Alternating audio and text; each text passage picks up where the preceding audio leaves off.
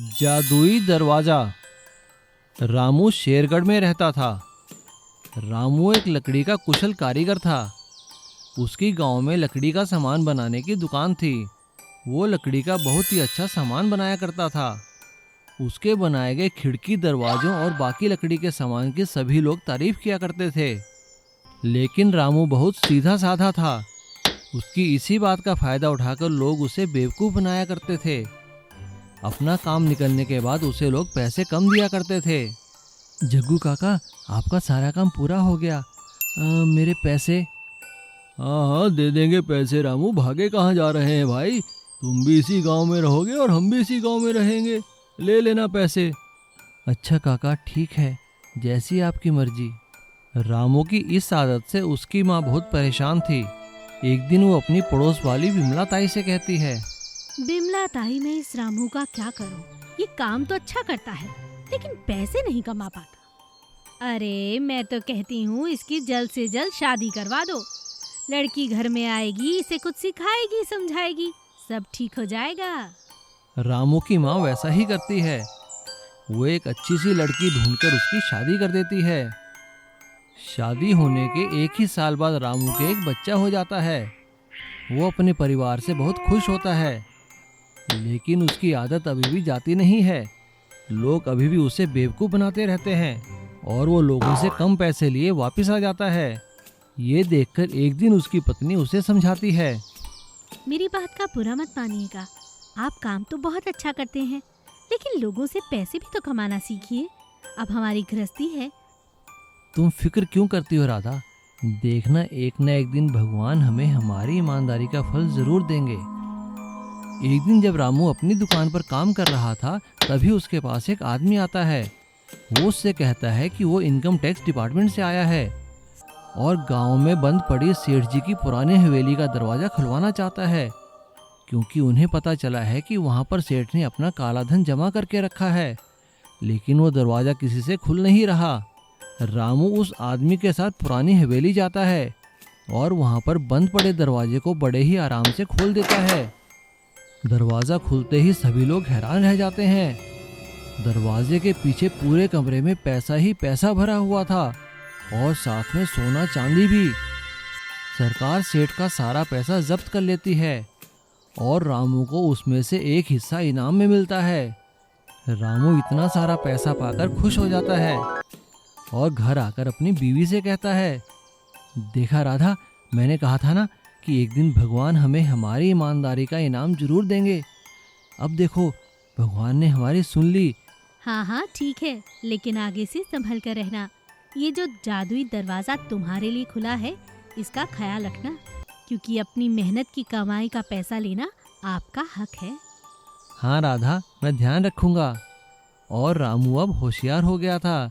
अपने काम के जायज पैसे लोगों से लेने लगा और बड़ी खुशी खुशी अपने परिवार के साथ दिन गुजारने लगा। जादुई सोने के गाय, मोटर बाइक।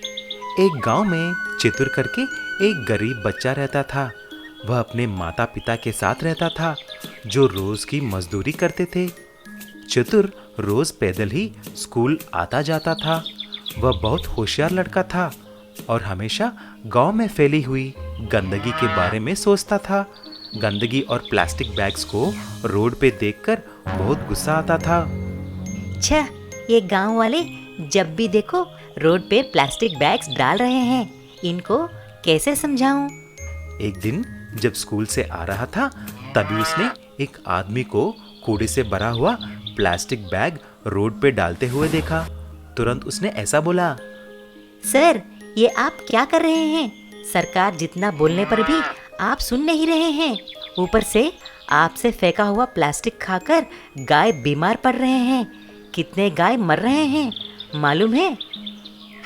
नालायक, तुमको खाने के लिए तो कुछ नहीं है, लेकिन गाय के खाने के बारे में सोच रहा है। अगर तुमको इतना ही चिंता हो तो तुम उस गाय को लेकर अपने घर लेके जाओ और उसे दाना खिलाओ। ऐसा बोलते ही चतुर उस गाय को घर लेके जाता है और उसके माता पिता को सारी बात बोलता है। तभी उसके माँ ने बोली, बेटा, हम रोज की कूली करने वाले हैं। हम इस गाय को चारा और दाना कैसे लेके आएंगे? तुम इसकी चिंता मत करो माँ। मैं रोज स्कूल से आते वक्त जंगल में जाकर इसको कुछ न कुछ दाना लेके आऊंगा। ऐसा ही चतुर 1 महीने तक उस गाय को दाना और चारा स्कूल से आते वक्त लेके आता था। एक दिन अचानक वह गाय एक सोने की गाय की तरह बदल जाती है। चतुर दंग रह जाता है। फिर उस गाय ने बोली, चतुर, इस गांव में कई गाय हैं जो प्लास्टिक खाकर मर रहे हैं, लेकिन तुम एक भले इंसान निकले और मुझे बचाया है। बोलो, तुमको क्या चाहिए? अरे वाह, ये तो चमत्कार है। हम गरीब हैं, इसीलिए हमें कुछ सोना और हीरे चाहिए ताकि हम आराम से जी सकें। तुरंत उस जादू सोने के गाय के मुंह से हीरे निकलने लगे और पीछे से सोने के सिक्के गिरने लगे। चतुर की माँ और पिता ये देखकर बहुत खुश हो गए। उस जादुई गाय को धन्यवाद बोलते हैं। अब बोलो चतुर, तुमको और क्या चाहिए? मैं हर रोज पैदल ही स्कूल जा रहा हूँ। मुझे एक जादुई मोटर बाइक चाहिए। ऐसा पूछते ही वह गाय एक जादुई सोने की गाय मोटर बाइक की तरह बदल जाती है और उस दिन से हर रोज चतुर उस सोने की गाय मोटर बाइक पे ही स्कूल जाता था। सारे गांव के लोग चतुर का गाय के ऊपर दिखाई हुई दया के लिए तारीफ करने लगे। एक गांव में जगन नाम का एक आदमी अपने परिवार के साथ रहता था। जगन का बांस का कारोबार था। वो गांव से शहर में एक फैक्ट्री में बांस की सप्लाई किया करता था। उस फैक्ट्री में बांस से तरह तरह की चीजें बना करती थी, लेकिन जगन को बांस के बहुत ही कम पैसे मिला करते थे। जगन चाहता था कि उसके बच्चे पढ़ लिख कर बहुत बड़े ऑफिसर बने, ना कि उसकी तरह बांस का कारोबार करें। इसीलिए उसने अपने बच्चों को एक अच्छे स्कूल में एडमिशन दिला रखा था। लेकिन उसके बड़े बेटे सोनू का पढ़ने में बिल्कुल मन नहीं लगता था। वह तो बस बांस के तरह तरह के खिलौने बनाता रहता था। जगन उससे बहुत नाराज था। सोनू, आज फिर तुम्हारे प्रिंसिपल साहब ने मुझे बुलाकर तुम्हारी शिकायत की। इस बार भी तुम्हारी क्लास में सबसे कम नंबर आए हैं। देखो, मैं कहता हूँ कि बांस की चीजें बनाना छोड़ो और अपना पढ़ाई में ध्यान दो। समय के साथ साथ सोनू बड़ा हो गया, लेकिन उसका बांस की चीजें बनाने का शौक नहीं गया। वो अब बांस की बड़ी बड़ी चीजें बनाने लगा, जैसे बांस के बड़े अच्छे खिलौने, बांस का फर्नीचर, मेज, कुर्सी इत्यादि। सारी दुनिया में महामारी फैलने के कारण देश में लॉकडाउन लग जाता है और शहर की फैक्ट्रियां बंद हो जाती है और उनका काफी नुकसान होता है। वो काफी परेशान हो जाते हैं। अब हम क्या करेंगे? ये महामारी ना जाने कब खत्म होगी। इधर घर में और गांव में बांस के ढेर लगते जा रहे हैं। फिक्र मत करो, सब ठीक हो जाएगा। अरे कमला, मुझे अपनी नहीं तुम्हारे इस निकम्मे बेटे की फिक्र है। अगर ऐसा रहा तो कारोबार बंद करना पड़ेगा। इसका ना जाने क्या होगा। यह सुनकर सोनू कहता है, पापा पापा, मैंने आपकी समस्या का हल निकाल लिया है। चलिए मैं आपको दिखाता हूँ। सोनू अपने माँ बाप को उनके बांस के गोदाम में लेकर जाता है। वहाँ उसके माता पिता देखकर हैरान हो जाते हैं कि वहाँ बांस की कई तरह की मेज, कुर्सी और फर्नीचर बनाकर रखा था, और वो भी बिल्कुल जैसे शहर की फैक्ट्री में बनते थे। सोनू अपने पापा से कहता है, पिताजी देखिए, मैंने कितना अच्छा फर्नीचर बनाया है। अब आप बांस का फर्नीचर बनाकर शहर में क्यों नहीं बेचते? जगन को अपने बेटे का आइडिया पसंद आता है, लेकिन वो अपने बेटे से कहता है, लेकिन बेटा, इस काम के लिए पैसा कहाँ से आएगा और मजदूर कहाँ से आएंगे, और लॉकडाउन में हम सामान कैसे बेचेंगे? पिताजी आप फिक्र ना करें, मैंने सारा बंदोबस्त कर लिया है। मैंने गांव के कुछ लोगों को बांस का फर्नीचर बनाने की ट्रेनिंग दी है, और आजकल तो सरकार नया काम करने के लिए खूब लोन भी दे रही है। और बिक्री की तो आप फिक्र बिल्कुल मत कीजिए। लॉकडाउन में हम ऑनलाइन अपना फर्नीचर बेचेंगे। जगन अपने बेटे सोनू को ये काम करने की इजाज़त दे देता है और खुद भी उसके साथ मिलकर बांस का फर्नीचर बनाने लगता है। देखते ही देखते उनका काम चल निकलता है, और अब वो शहर में बांस बेचने के बजाय गांव में ही बांस का फर्नीचर बनाने की फैक्ट्री लगा लेते हैं और उनका बनाया फर्नीचर शहर ले जाकर बेचने लगते हैं। अच्छा और सस्ता होने के कारण लोग उनके फर्नीचर को हाथों हाथ खरीद लेते हैं, और ऑनलाइन भी उनका फर्नीचर खूब बिकता है। एक गांव में महेश नाम का एक आदमी अपनी माँ के साथ रहा करता था। वो चरवाहा था। वो गांव की सभी गायों को जंगल में चराने के लिए ले जाया करता था। गांव के सभी लोग उसको इस काम के लिए पैसे दिया करते थे। महेश अपनी गायों से बहुत प्यार किया करता था। अरे मीना, चंपा, चमेली, कमला कहाँ चली गई?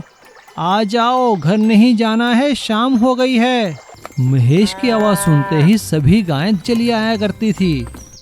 एक दिन महेश की मौसी बिमला उसकी माँ से मिलने आई। अरे कमला, तुम्हारा महेश तो देखो कितना बड़ा नौजवान बन गया है। इसकी शादी वादी करनी भी है कि नहीं? हाँ विमला दीदी, शादी तो करनी है, मगर इसे अपनी बेटी देगा कौन? अरे हमारे पड़ोसी छन्नू लाल की बेटी नहीं है, वही रमा, उससे शादी करवा देती हूँ मैं इसकी। हाँ। महेश की माँ अपनी बहन की बात मान लेती है और महेश की शादी छन्नू लाल की बेटी रमा से हो जाती है। रमा देखने में तो बहुत सुंदर थी, लेकिन दिल की बहुत कुटिल थी। शादी के बाद महेश ने उसे अपनी सभी गायों से मिलवाया, लेकिन उन्हें देखकर रमा नाक मुंह सिकोड़ने लगी। क्या तुम आराम से इनके साथ साथ चलते रहते हो? इन गायों के ऊपर बैठ कर जाया करो। 2 बार चाबुक लगेगा तो भागने लगेंगी। इनके साथ सख्ती से पेश आया करो। अरे नहीं रमा, ऐसी बात नहीं है। ये सारी गायें बड़ी समझदार हैं। लेकिन रमा ने महेश की एक ना सुनी। वो जब भी महेश के साथ गायों को जंगल लेकर जाती, वो एक न एक गाय पर बैठ जाती और उन्हें डंडे से मारने लगती और जल्दी ही उन्हें डंडे से हाँककर गांव वापस ले जाया करती थी। रमा की इस हरकत से सभी गायें बड़ी परेशान हो गईं। अरे चंपा बहन, इस रमा ने तो हमारा जीना मुश्किल कर दिया है। महेश तो कितना ख्याल रखता था हमारा। हाँ चमेली, हमें तो इसे सबक सिखाना चाहिए। गायों की बात सुनकर वहाँ अचानक एक देवी प्रकट होती है। चिंता मत करो, आज के बाद तुम सभी अपना आकार और व्यवहार बदल सकते हो और इसी तरह तुम रमा से अपना बदला पूरा कर पाओगे। ये मेरा आशीर्वाद है। गायों को आशीर्वाद देने के बाद देवी गायब हो जाती है। तभी वहाँ रमा आ जाती है और गायों को डंडे से मारते हुए कहती है, अरे अरे बहुत हो गया, यहाँ पर पत्तियां ही चढ़ती रहोगी या घर भी जाना है? ऐसा कहकर वो चमेली नाम की गाय के ऊपर बैठ जाती है। लेकिन गांव के रास्ते में जैसे ही सूखा तालाब आता है, वैसे ही वहां पर चमेली अपना आकार बदलकर बहुत छोटा कर लेती है। चमेली के एकदम छोटा होते ही रमा उसके ऊपर से गिर जाती है। तभी अचानक पीछे से चंपा नाम की गाय अपने सींगों को बड़ा कर लेती है और वो रमा को उठाकर एक ऊंचे पेड़ के ऊपर टांग देती है। पेड़ के ऊपर टंगने के बाद रमा जोर जोर से चिल्लाने लगती है। रमा की आवाज सुनकर महेश वहां आ जाता है। महेश अपनी गायों से रमा को नीचे उतारने के लिए कहता है। चंपा अपने सींग फिर से लंबे कर कर रमा को पेड़ से नीचे उतार लेती है। नीचे उतरते ही रमा सभी गायों के आगे हाथ जोड़ती है और सबसे माफी मांगती है कि वो उन्हें दोबारा कभी तंग नहीं करेगी।